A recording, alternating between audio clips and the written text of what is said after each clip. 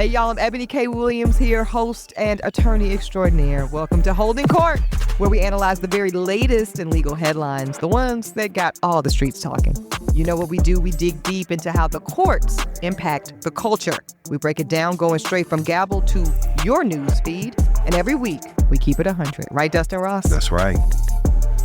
Dustin Ross, my lovely, how are you, sweetie?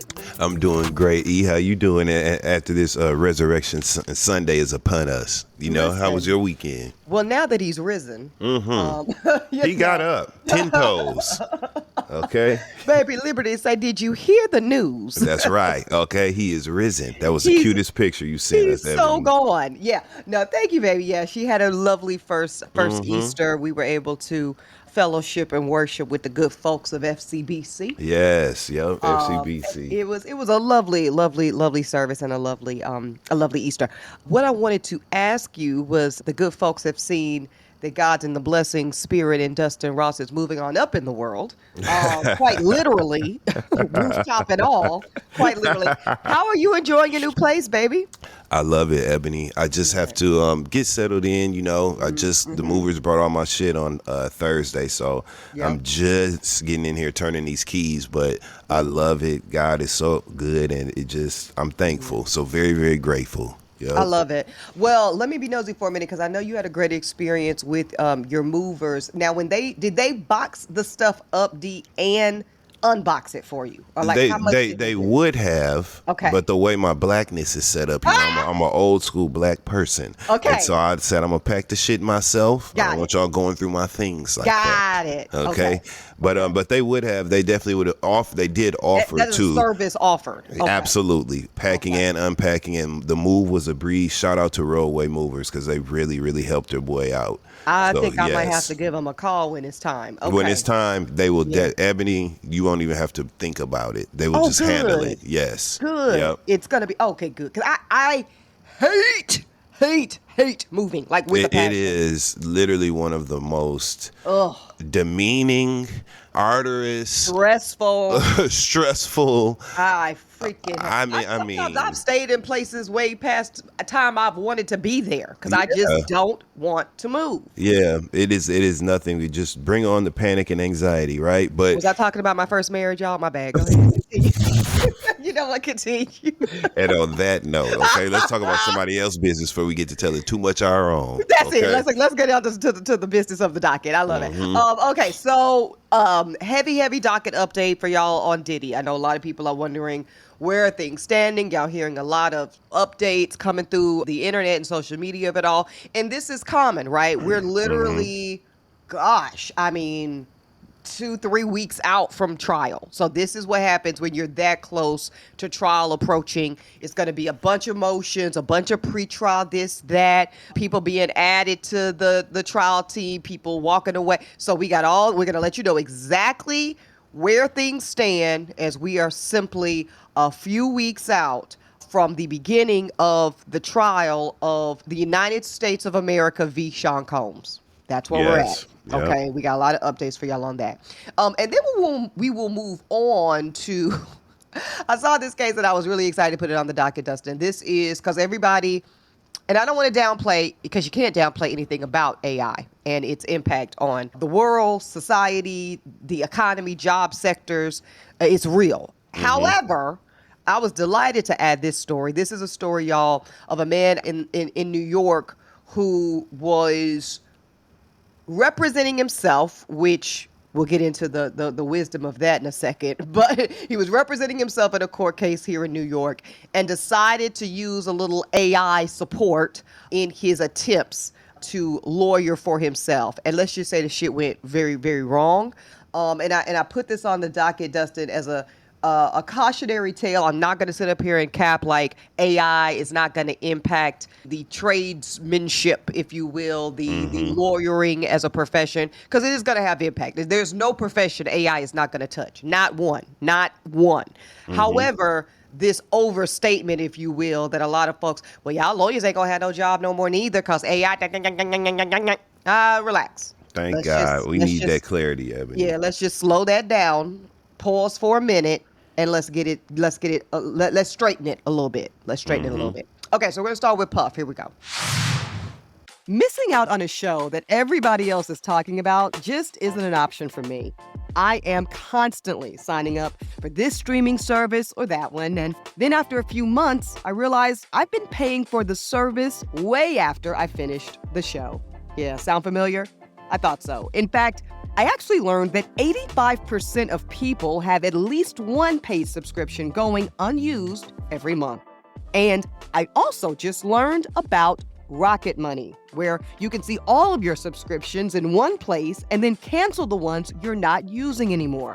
Rocket Money is a personal finance app, and it helps you find and cancel your unwanted subscriptions, monitor your spending, and even helps you lower your bills so that you can grow your savings. Rocket Money has over 5 million users and has saved a total of $500 million in canceled subscriptions, saving members up to $740 a year when you use all of the app's premium features. So cancel your unwanted and unused subscriptions and help reach your financial goals even faster with Rocket Money.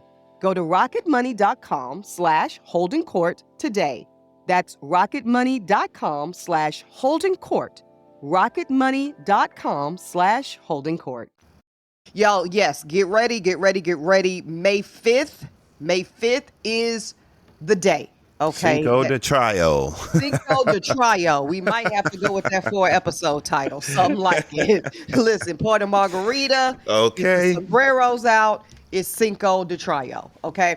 May 5th will indeed be the day of the reckoning. The legal reckoning, if you will, the criminal legal reckoning, if you will, for Sean Combs and all of these many allegations. Y'all know that he has 5 federal charges he's been charged with, everything from racketeering, sex trafficking, transportation to engage in prostitution. That includes not one but 2 superseding indictments that were added to the original charges that were made from the federal government against Sean Combs back in September of last year. So last fall this started. This spring it will conclude. One way, y'all, or another. Now, what's interesting about this, Dustin, is as we were preparing and producing for this week's episode, we didn't know if the trial was actually going to start on May 5th because Sean Combs and his legal team had made a formal legal request to delay the start of the trial. Why did they do that? Well, that was to be expected because for one reason, they wanted to add to the legal team. So this was, and they wanted to, the theory would go, hey, Your Honor, please allow us a continuance. Let's push out the start of the trial because we want to add a new lawyer to my defense team and to give that new attorney proper, adequate time to comb through all of the evidence, to prepare for trial. As a new team member, they're going to need I would imagine what this discovery war room looks like, several weeks, if not a couple of months, to get kind of up to speed. That was the legal claim. That was the argument, rather. And the judge said, nah, don't worry about it. Don't worry about it. Y'all have had enough time. You've had enough time to cement your legal defense team. You certainly have enough time and money to prepare to adequately defend yourself, Mr. Combs, and said counsel. And we will be starting. And by starting, that's going to start with jury selection. Okay, that's the first part of the trial, right? Before we get to any opening statements or first things must be first. The jury will be selected, and that process will start, Dustin, on May 5th. So, before we go further, how do you feel about the judge denying the motion to delay and saying, no, we about to start this shit on May 5th because it's been a long time coming? I'm not surprised at all. I don't know why. We haven't seen any movement or any type of grace being given to Sean Combs or his legal legal team throughout this entire ordeal. Everything they've asked for, every offer to put up the houses and passports and all that shit, none of that has been accepted. So I'm not surprised that the judge I'm not surprised that the judge rejected their request for an extension at all. I'm not surprised at all, and I definitely don't think they should be. Yeah, be given one. Yeah, and TMZ was reporting, just to kind of get a little more into the minutia jurors. TMZ specifically was reporting that Diddy was looking to add a black woman lawyer specifically to the defense team, which makes sense.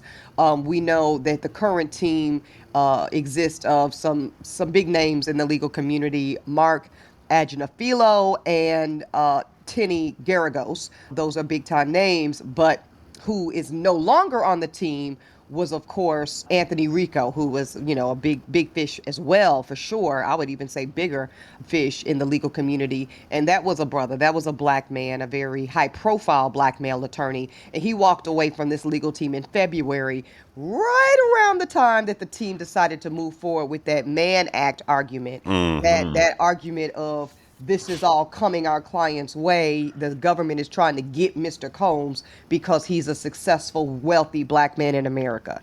And, Anthony Rico, for whatever reason, said, let me go on about my business. Let's part company. And he walked away from the legal team. So leaving Sean Combs with an all-white legal team. Like that's what's important here. And then we do know that per the legal filings, who has been added recently to the team, just as of last week, is Brian Steele. If that name rings a bell, Brian Steele, another white man, he was lead defense counsel for Young Thug, and who, of course, got a favorable outcome with his trial in Georgia. That history-making RICO trial, of course, being the longest trial in Georgia state history. And I will say, I think Brian Steele being added was a good thing, Dustin, if for no other reason than Brian Steele is fresh off of dealing with the RICO statute type of case. That is a very particular type of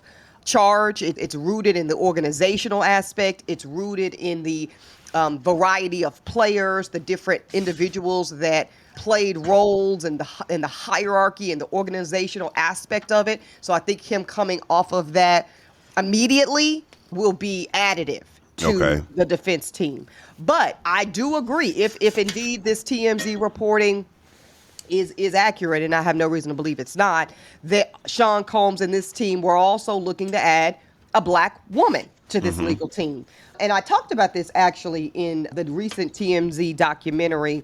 They have several. If you go on Tubi, you can watch it for free, where I sat down with Harvey Levin of TMZ. Yeah, and I went into this, Dustin, because Harvey asked me flat out, Ebony, if you were on Puff's defense team, what type of jurors would you look to avoid? And I said black women, straight up. Black women are not going to, generally speaking, of course, these are generalizations, as is any voir dire counsel.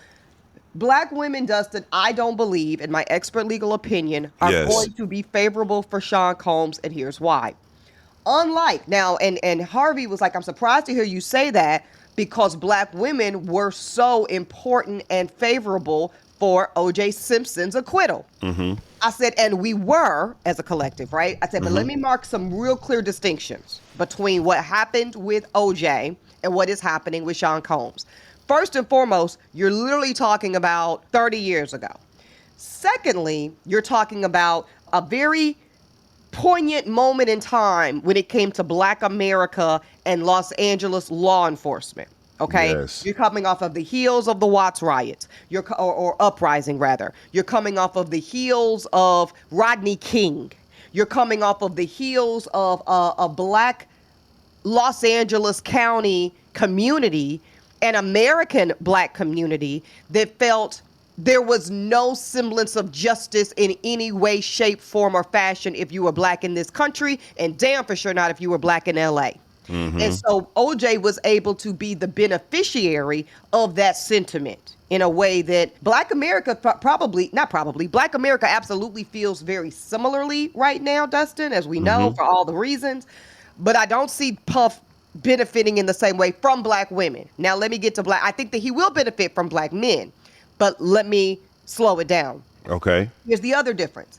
And I'm not saying none of this shit is right, y'all. I'm just telling you what I know. Okay. Right. I know that OJ's purported victim was Nicole Brown Simpson, a young blonde white woman that Black women, by and large, did not personally identify with. Okay? Not saying they didn't feel that she deserved to die, not saying any of that, just saying that there was not a personal identification piece at play with Nicole Brown Simpson. Transfer that to when Cassie walks into that courtroom, and she is going to be walking into that courtroom and testifying. She already said it on record. When some of these other victims, who we don't know their identity yet, Dustin, but very well might be black women or certainly women of color. And what every black woman on that jury will know for sure, even though it's likely not going to be admitted into evidence directly, is that Sean Combs spent the majority of his career in an on-again, off-again relationship with a black woman we all know and love, Kim Porter. And when you think of Puff's impact, and per the prosecution, Dustin, his heinous, horrific, painful, disruptive impact to black women and women that are of color and proximate to black women, we take that more personally. We're going to generally identify with that closer. And I think because of that, and black women, I mean, whether we're looking at Meg Thee Stallion recently, whether we're looking at any of it, right?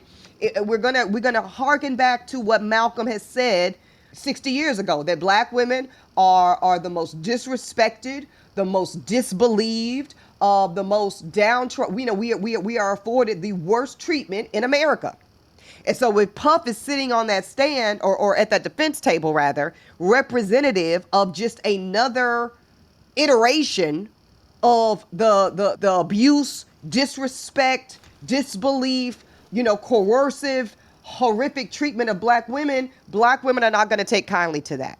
That's my lens on it. But I would love to know what you think. Well, I agree.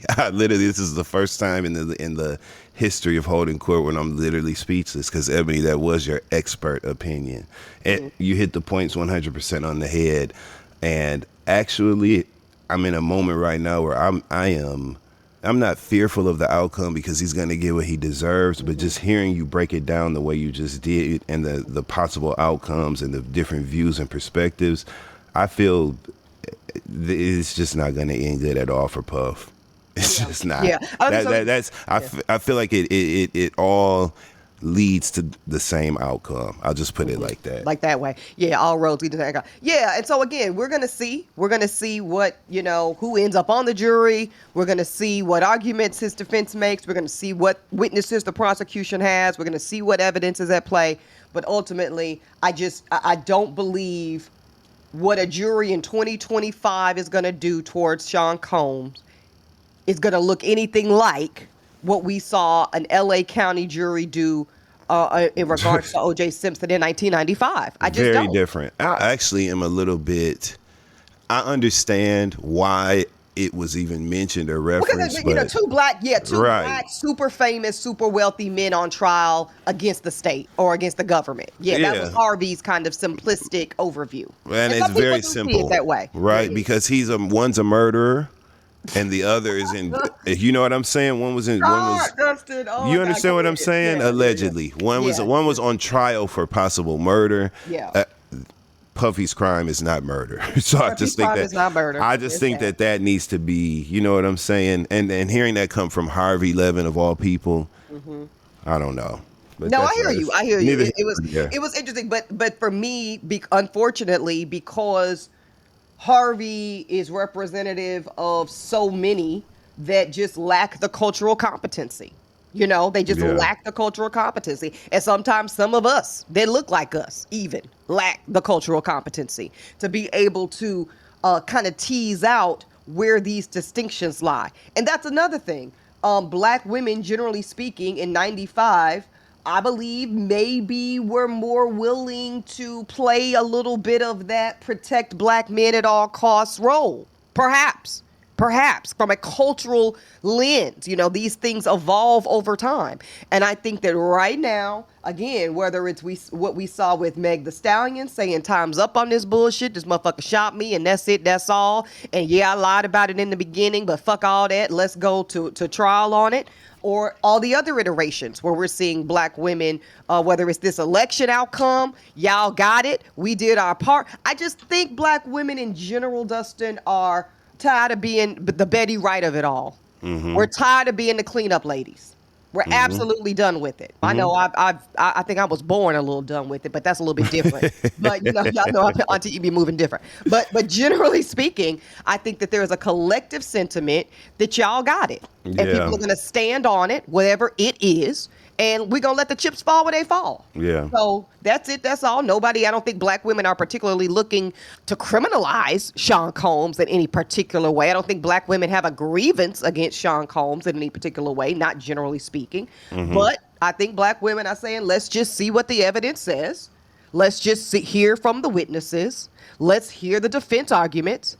And then we're going to go in the jury room and figure it out. Yeah, it's just that simple. And also expecting black women to save him in that way, it's just not gonna happen. You're talking about a nigga that was caught on camera beating the hell out of his girl. You know what I'm saying? It's just not the motivation to be the savior.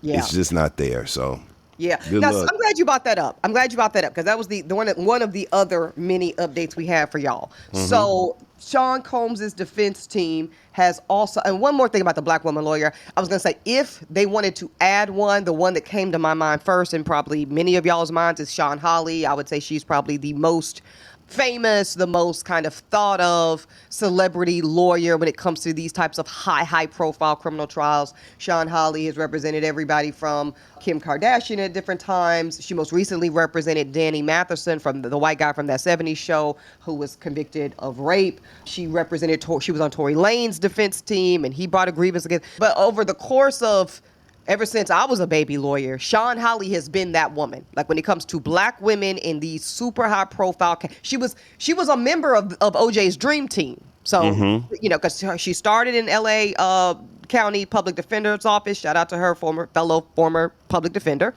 Then ended up working for Johnny Cochran at the Cochran firm, being a managing partner there, and then ultimately joining him on the dream team defending OJ. And then has gone on to just build a prolific career. I would say she is the foremost leading black female criminal celebrity defense attorney of our time. I can't imagine who would rival her. So that was my first thought, like just call Sean Hawley. Not sure where those conversations are. We've heard no word of her or any other black woman being added to the team at this point. So right now he's going to have an all-white male team. We'll see how that flies.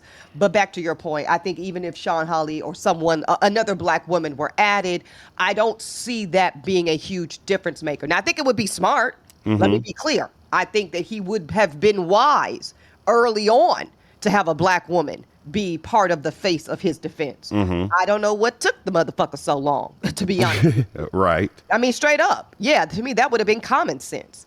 As often is the case. That's why you see a lot of, whether it's fathers in child support court or custody situations, they often try to get a female attorney to make that argument for them, so that the, judge or jury, if you will, judge in those cases, can, kind of apply that lens in the facts. Right. But anyways, waiting till this late hour to try to get a sister to do it, no thank you. No thank you. Not happening. I cannot see it. Get somebody else to do it. This is the definition of get somebody else to do it, and he has. He's looking for him, or maybe wisely for him, he has selected 3, I have to believe, as adequate as possible white men, so they can do the heavy lifting here. Now, you brought me to a good point, Dustin, which is the Cassie tape of it all. This horrendous tape that all of the world has seen now, where we watch this man, Sean Combs, viciously, violently, aggressively, just, what's the word? Savagely beat on, drag Cassie Ventura. Really looks like within, just it's just horrific. It's just horrific. Now, his defense team has filed a motion to exclude that tape from evidence in this particular federal case. They're saying flat out, Combs has formally asked the judge overseeing the criminal prosecution to exclude this piece of evidence. That is a tape from 2016. We know it was in a Los Angeles hotel where he's kicking and dragging then girlfriend Cassie. The defense asserted that seeing, now they're claiming that they want the tape excluded, Dustin, because CNN, which first obtained and aired the video, altered and manipulated, sped up the footage, and edited the footage in a way that makes it wholly inaccurate and inadmissible. Now, before I go on further, for me, that's a very weak-ass, laughable legal argument. Mm-hmm. What you know about that? Because they sped it up. So if we slow the motherfucker down, is it less egregious? Like what? If he's dragging her in slow motion, if he's pouncing on her in slow motion, is that somehow better for him? So I thought that was a weak argument. Yeah. CNN, of course, is denying the accusations. They're saying that they never altered the video. They're also saying that they did not destroy the original copy of the footage, which I tend to believe because it would not be in their interest to destroy such a critical piece of evidence that could be used for anything. But defense counsel for Sean Combs, Alexandra Shapiro, wrote in a court filing last fall that the more complete footage of the incident, in contrast to the government's sensationalized CNN cut, contradicts the government's representations. Here's what I think. Mm-hmm. And I haven't seen the entire motion to exclude, so this could be in there. But certainly I would have argued, Dustin, that the tape needs to be excluded. And I think it does need to be excluded. And I'll say more on that. Mm-hmm. Because it is overly prejudicial. Mm-hmm. And it does not serve and provide enough probative value, and that is the test that any piece of evidence must withstand to deem it admissible or not. Does it have more probative value that it imparts prejudicial effect? And I would argue that this particular videotape, because of the heinous, vicious nature of what is depicted on it, whether it's imposed or not, is so highly prejudicial that any juror that sees that will no longer be able to be objective about the actual accusations of the crime being charged in this courtroom. And what we know, Dustin Ross, is that Puff is not being charged on assault and battery of Cassie as it relates to the footage in that video. Mm-hmm. If that makes sense. You know what I mean? Because we talked about this when that video first aired on Holding Court, because people were in an uproar, right?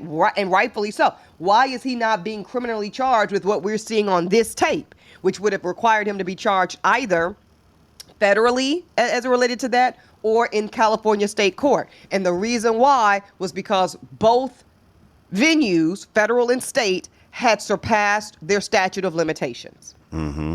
1 year in Cali, 3 years federal. There was no statute of limitations that would have allowed for him to be charged criminally for what we saw on that tape.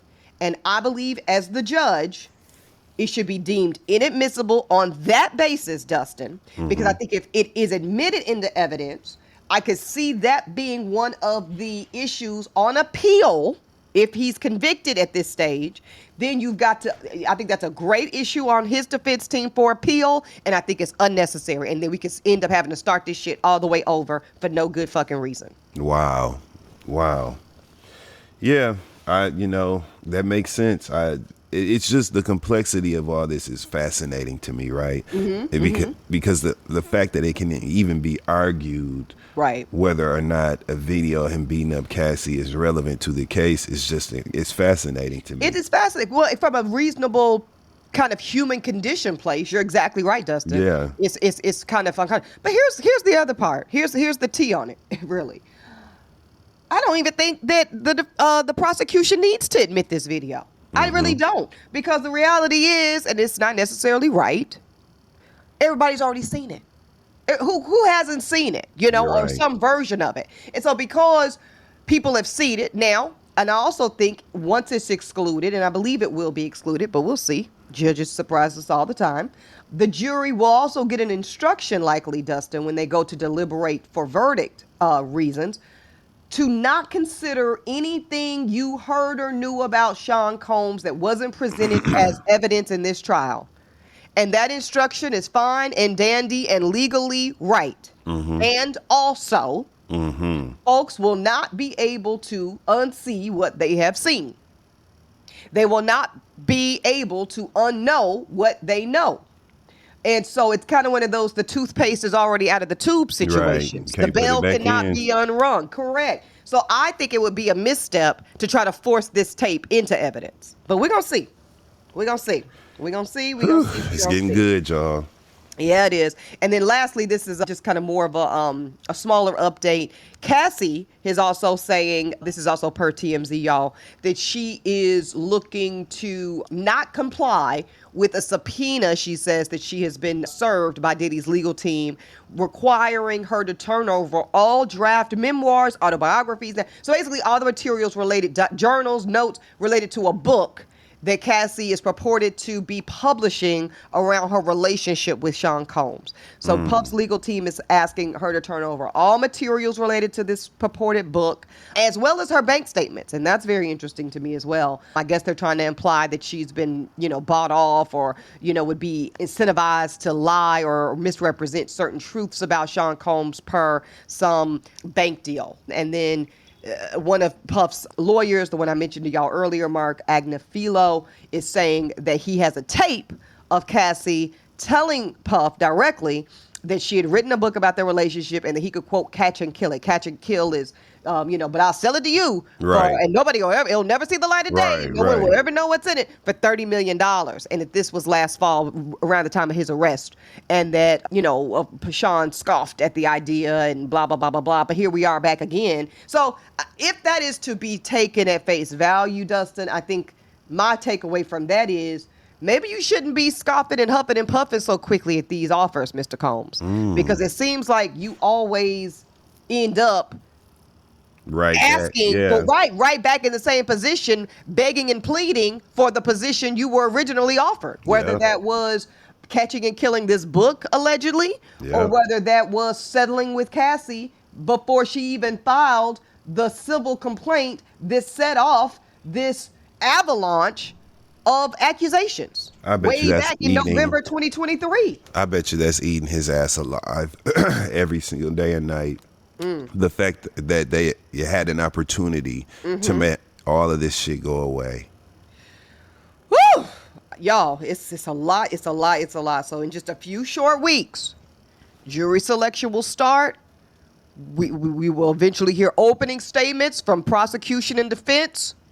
And then the witnesses will be called to the stand. And this is what a legal reckoning looks like, ladies and gentlemen.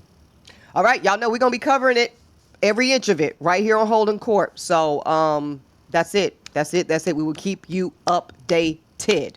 Now, That's right. moving on. Missing out on a show that everybody else is talking about just isn't an option for me. I am constantly signing up for this streaming service or that one, and then after a few months, I realized I've been paying for the service way after I finished the show. Yeah, sound familiar? I thought so. In fact, I actually learned that 85% of people have at least one paid subscription going unused every month. And I also just learned about Rocket Money, where you can see all of your subscriptions in one place and then cancel the ones you're not using anymore. Rocket Money is a personal finance app, and it helps you find and cancel your unwanted subscriptions, monitor your spending, and even helps you lower your bills so that you can grow your savings. Rocket Money has over 5 million users and has saved a total of $500 million in canceled subscriptions, saving members up to $740 a year when you use all of the app's premium features. So cancel your unwanted and unused subscriptions and help reach your financial goals even faster with Rocket Money. Go to rocketmoney.com/holdingcourt today. That's rocketmoney.com/holdingcourt. rocketmoney.com/holdingcourt. This gentleman here in New York by the name of Jerome DeWall. Oh, Jerome. Jerome was Jerome was in civil court. So this is not a criminal case. This is civil court, y'all. And he decided that this was an employment dispute. Okay, so he's what you say, Dustin? I cannot. This is just This is the most. This is the absolute fucking most, y'all. Like, this is the kind of shit you can't make it up. Okay, so this guy's in an employment dispute with his former employer, brings lawsuit against him, decides, as is his legal right, that he's going to represent himself at the appellate level. So he lost at the initial trial level, and so appeals, and here he is representing himself pro se at the appellate level. Now, we could have a conversation for those that decide it's wise to represent yourself. But hey, listen, he probably ran out of funds, couldn't afford to retain an actual attorney, so here he is in his own capacity.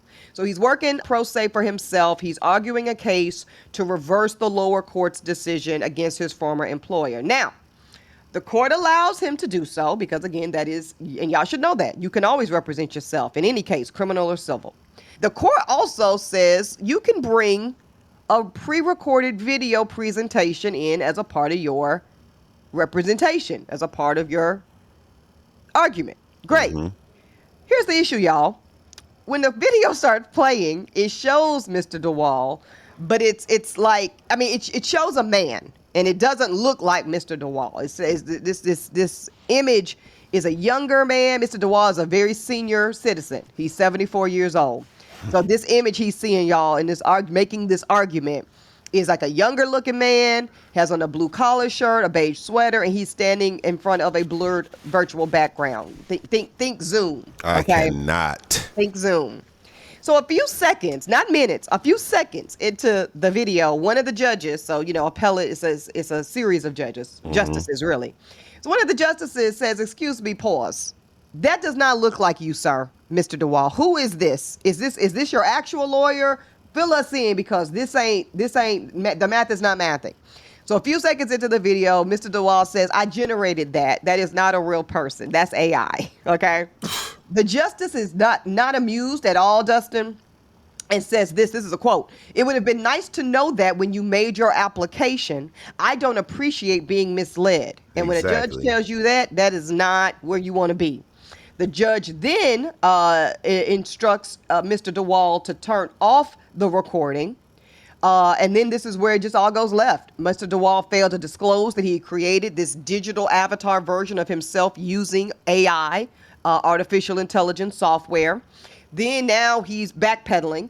Mr. DeWall says that he was overwhelmed. He was embarrassed. He sent the judges and justices letters of apology, expressing his deep regret, acknowledging that he had inadvertently misled the court, but he didn't mean to do it. Yeah, I'm sure that went over well. And he said, this is important, Dustin. He said that the reason that he resorted to using software, the AI, is because he was so intimidated. He was so stressed out around the expectation of representing himself in this high level appellate legal proceeding that basically he thought that the AI could help take some of the pressure off. He thought it would make him, not so nervous and not so exposed, I guess. He said he planned to make the digital version of himself. He tried to make it him, but he couldn't figure that part out. And so he just went with the fake person instead. He said this, my intent was never to deceive, but rather to present my arguments in the most efficient manner possible. However, I recognize that proper disclosure and transparency must always take precedent. So this is, trying to be cute, trying to chat GPT your way in or out of it, AI in and out of it, fucked around and found out. The justice was not pleased, told him to turn that shit off. And I don't think this is going to bode well for the ultimate outcome of his case. And I just want to be clear, y'all, this ain't the first time that somebody's tried it in terms of AI in U.S. courtrooms. Just a couple years ago, 2023, New York is just always on the vanguard of some shit. I mean, a New York lawyer faced severe repercussions, and this is an actual lawyer doing it, after he used Chat GPT to create a legal brief. That brief, shockingly, riddled with fake judicial opinions, bad legal citations, and it showed just how misguided, how lazy, how ineffective and incompetent it is to rely on AI and artificial intelligence and Chat GPT and shit to do the actual work of lawyering. First of all, it's fucking disrespectful as fuck. Mm-hmm. Okay, let's start there. And it also shows that you're not taking your situation seriously at all. Mm-hmm. If you're willing to do that and try to be sneaky and deceitful, not disclose it. The legal system is about facts and accuracy and determination. Things that you can't depend on artificial intelligence for. And the fact that it is, I think it should be illegal. It needs to be federally fucking regulated, which good luck with that, but it needs to be federally regulated, that's not permissible. It's not. That's straight up disrespectful as fuck to people like you, Ebony, who have put in blood, sweat, and tears. Yeah, you know what I mean. That's a gift that people have, being a good attorney, a good lawyer. That's not something that anybody can do. And so learning the rules of engagement amongst people, learning how to just make the argument. Make that argument and shit. That you can't rely on ChatGPT for that. And I do not blame that judge for going the fuck off one bit. I would have really went off. My shit would have been viral because I'd have cussed their ass out. Okay.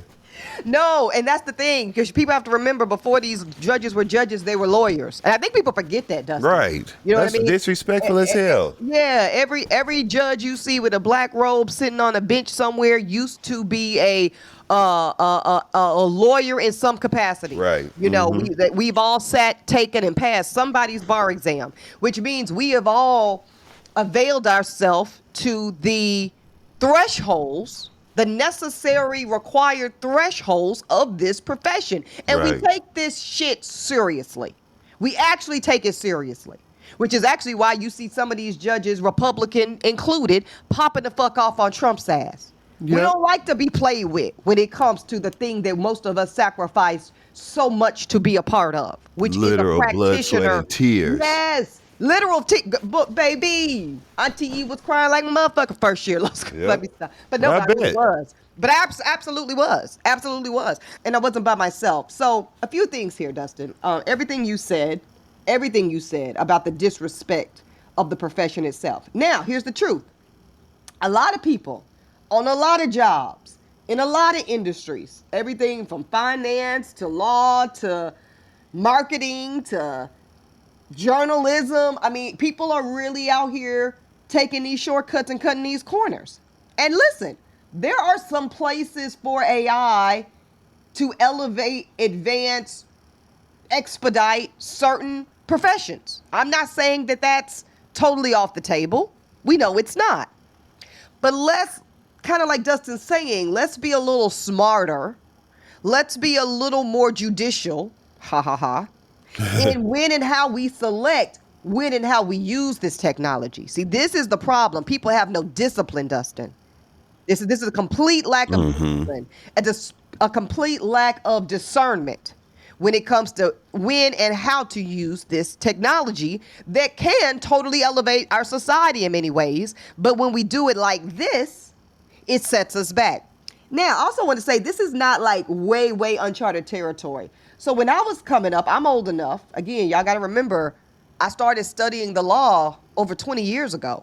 Right. Literally. Okay. So I'm old enough, Dustin, to remember when I was in law school, I started law school in 2004, so 21 years ago, right at the crux of like case law becoming digitalized, right? So this was kind of, I mean, these things had existed a little bit before I got to law school, but it was really becoming popular in use. Things like Westlaw, things like LexisNexis, these digital platforms where you pay money and then they do a lot of this work for you by way of, making sure that the case law is good or, hurry, in a speedy way. Like if you type in, hey, I need case law on the elements of, domestic abuse in the state of Oklahoma. Boom, boom, boom, boom, boom, boom, boom. And they'll bring them. But like, how do you realize what's good case law versus not good case law, what's applicable versus not? A lot of that, there's this old school method called shepherdizing. And I'm old enough, Dustin, to remember we had a professor my first year of law school that would not allow us to use the electronic tools. We weren't allowed to get on Westlaw. We weren't allowed to get on LexisNexis. You know why? Because his old ass, may he rest in peace, made us get it out the mud. He said, my students are going to know how to shepherdize case law by hand. They're going to know how to go into the, dare we say, literal brick and mortar library. Talk about it, pull Ebony. that case book off the fucking shelf and open it up and look and figure out what case and what year and by hand go through and comb through the progeny of the cases, Dustin Ross, and make sure that it is indeed good law.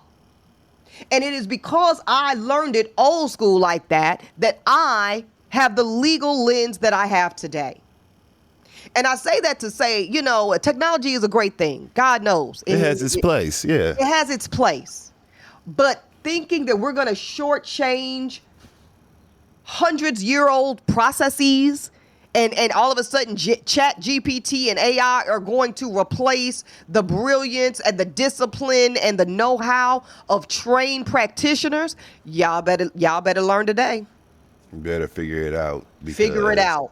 So everybody that's in law school now or decide talking shit like, oh, I ain't gonna worry about it. I'm not gonna worry about this training or this degree or this credential because AI gonna take over anyway. This is a perfect case, and that's why I put this on the docket, because I need y'all to see the limitations in real time of the AI of it all. That's it. Yeah.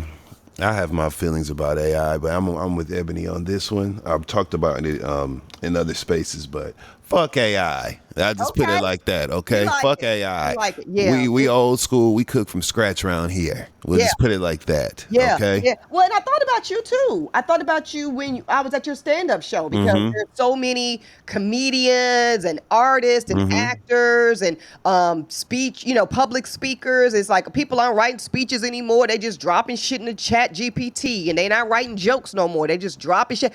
It just really don't hit the same. Period. It really, really don't. You want to throw it in there to write some bylaws right quick for your mama's nonprofit, I guess.